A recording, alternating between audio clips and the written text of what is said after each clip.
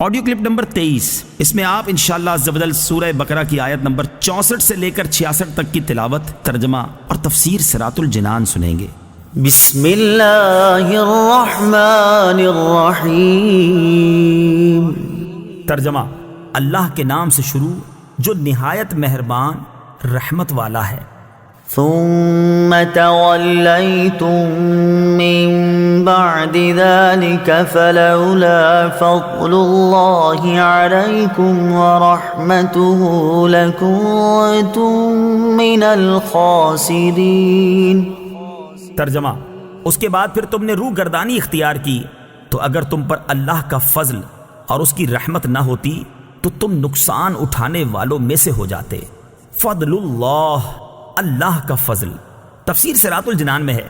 یہاں فضل و رحمت سے یا تو توبہ کی توفیق مراد ہے کہ انہیں توبہ کی توفیق مل گئی، اور یا عذاب کو مؤخر کرنا مراد ہے، یعنی بنی اسرائیل پر عذاب نازل نہ ہوا بلکہ انہیں مزید مہلت دی گئی۔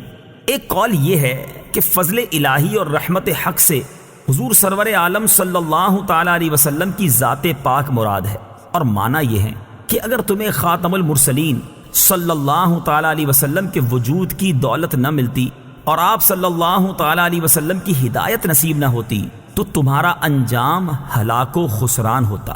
اس سے معلوم ہوا کہ حضور اقدس صلی اللہ تعالی علیہ وسلم مخلوق پر اللہ تعالی کا فضل بھی ہیں اور رحمت بھی ہیں۔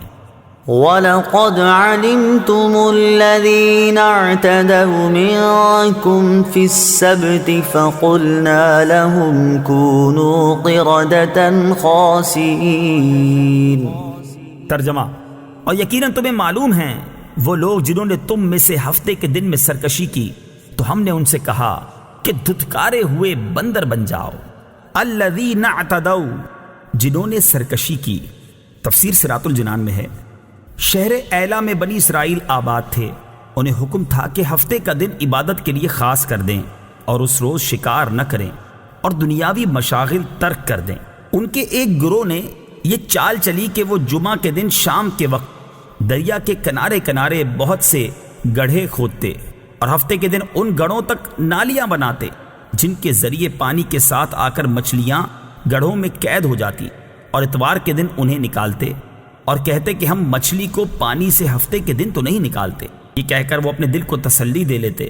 40 یا 70 سال تک ان کا یہی عمل رہا، اور جب حضرت داؤد علیہ نبینا علیہ الصلوۃ والسلام کی نبوت کا زمانہ آیا تو آپ علیہ الصلوۃ والسلام نے انہیں اس سے منع کیا اور فرمایا کہ قید کرنا ہی شکار ہے جو تم ہفتے ہی کو کر رہے ہو۔ جب وہ باز نہ آئے تو آپ علیہ الصلوۃ والسلام نے ان پر لعنت فرمائی اور اللہ تعالیٰ نے انہیں بندروں کی شکل میں مسخ کر دیا۔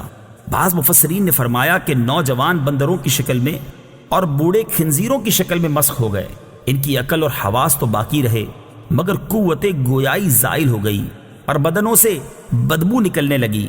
وہ اپنے اس حال پر روتے رہے یہاں تک کہ 3 دن میں سب ہلاک ہو گئے، ان کی نسل باقی نہ رہی، اور یہ لوگ 70,000 کے قریب تھے۔ اس واقعے کی مزید تفصیل سورہ اعراف کی آیت 163 تا 166 میں آئے گی۔ حیلہ کرنے کا حکم۔ یاد رہے کہ حکم شرعی کو باطل کرنے کے لیے حیلہ کرنا حرام ہے، جیسا کہ یہاں مذکور ہوا، اور حکم شرعی کو کسی دوسرے شرعی طریقے سے حاصل کرنے کے لیے حیلہ کرنا جائز ہے، جیسا کہ قرآن پاک میں حضرت ایوب علیہ الصلوۃ والسلام کا اس طرح کا عمل سورہ صاد آیت نمبر 44 میں مذکور ہے۔ فَجَعَلْنَاهَا نَكَالًا لِمَا بَيْنَ يَدَيْهَا وَمَا خَلْفَهَا وَمَوْعِظَةً لِلْمُتَّقِينَ۔ ترجمہ: تو ہم نے یہ واقعہ اس وقت کے لوگوں اور ان کے بعد والوں کے لیے عبرت اور پرہیزگاروں کے لیے نصیحت بنا دیا۔ نکالن، عبرت، تفسیر صراط الجنان میں ہے۔ اس سے معلوم ہوا کہ قرآن پاک میں عذاب کے واقعات ہماری عبرت و نصیحت کے لیے بیان کیے گئے ہیں، لہٰذا قرآن پاک کے حقوق میں سے ہے کہ اس طرح کے واقعات و آیات پڑھ کر اپنی اصلاح کی طرف بھی توجہ کی جائے۔